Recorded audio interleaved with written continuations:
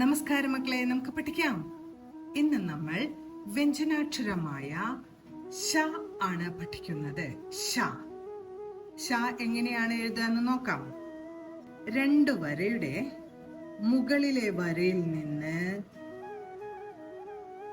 പേന വെച്ച് എഴുതാൻ ആരംഭിക്കണം. അതിനുശേഷം താഴത്തെ വരയിലൂടെ തൊട്ടുകൊണ്ട് ഒരു യു ആണ് വരയ്ക്കുന്നത്. ശേഷം ആ ഒരു വരയെ നേരെ താഴത്തെ വരയിലേക്ക് കൊണ്ടുവന്ന് ഇവിടെ ഒരു 0 ചേർത്ത് കഴിഞ്ഞാൽ ഷ എന്ന അക്ഷരമായി. ഒരിക്കൽ കൂടെ വരയ്ക്കാം. രണ്ട് വരയുടെ മുകളിലെ വരയിൽ നിന്ന് ഒരു യു വരച്ചു. താഴത്തെ വരയിൽ തൊട്ടുകൊണ്ട് വേണം വരയ്ക്കാനായി.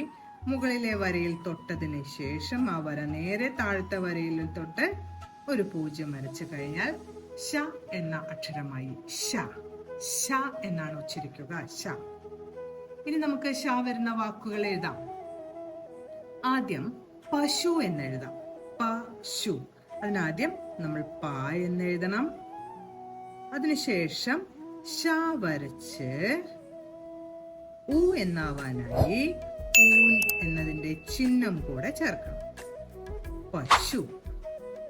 അടുത്ത നമുക്ക് കാശ് എന്നെഴുതാം. കാശ്. കാ ആണ് ആദ്യത്തെ വാക്ക് അല്ലെ. കാ എഴുതി ആ എന്ന ശബ്ദം വരാനായിട്ട് ആ എന്ന ചിഹ്നം ചേർത്തു. കാ ഷ് വേണം. ഇനി ഷ എഴുതി. ഇപ്പൊ ഷായേ ആയുള്ളൂ അല്ലെ. ഷ് ആവാനായി എന്ത് വേണം? ചന്ദ്രക്കല ചേർക്കണം. ഷ്. കാശ്. അടുത്ത് നമുക്ക് ആശിച്ചു എന്നുള്ള വാക്ക് എഴുതാം. ആശിച്ചു. അതിനായി ആദ്യം ആ എന്ന് എഴുതണം. നീട്ടി ഉച്ചരിക്കുന്ന ആ വേണം. ആ ശി. ഷ എഴുതി ഈടെ ചിഹ്നം ചേർക്കണം അല്ലെ. ഷി ചു. ചായയുടെ ഉറപ്പിച്ചുച്ചരിച്ചതുകൊണ്ട് നമുക്ക് ചായയുടെ കൂട്ടക്ഷരം വേണം എഴുതാനായി. ഇനി എന്ത് വേണം? ഛ നായുള്ളൂ. ഇനി അതിനെ ഉ ആക്കണം. ചു. ആശിച്ചു.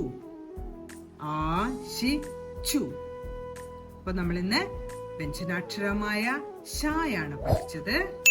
ഷ വരുന്ന വാക്കുകളായ പശു, കാശ്, ആശിച്ചു എന്നീ വാക്കുകളും പഠിച്ചു. ഓരോ വാക്കുകളും നമ്മൾ ഇന്ന് പഠിച്ച ഷ എന്ന അക്ഷരവും പറഞ്ഞുകൊണ്ട് എഴുതി പഠിക്കാൻ ശ്രമിക്കണം.